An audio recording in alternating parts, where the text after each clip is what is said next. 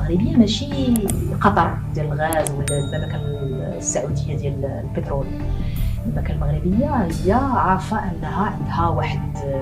مكانه، واحد استراتيجيه. وجهت وزيرة الطاقة المغربية ليلى بن علي التي وقعت في فضيحة أخلاقية مثيرة مع الملياردير الأسترالي رسالة عاجلة للقيادة الجزائرية. تحدثت الوزيرة المغربية فيها حول العلاقات الاقتصادية بين بلادها والجزائر، خاصة ما تعلق منها بالمجال الطاقوي، على غرار تصدير الكهرباء الجزائري إلى المغرب وقطع الغاز عن مملكة الحشيش. وتناقضت الوزيرة المغربية ليلى بن علي تماما مع التقارير التي كشفت بأن الجزائر ما زالت تصدر الكهرباء إلى المغرب، أين ينتهي العقد خلال أكتوبر من السنة الجارية، في حين أن الوزيرة المغربية ليلى بن علي أكدت لوسائل الإعلام دولية بأن الرئيس عبد المجيد تبون قطع الكهرباء عن المغرب بعد قرار قطع الغاز الجزائري عن بلادها، وهو ما أثار علامات استفهام كبيرة حول تصريحات الوزيرة المغربية التي أدلت بها لمنصة الطاقة الأمريكية، أين أشار بعض المراقبين بأن الوزيرة المغربية ليست على دراية تامة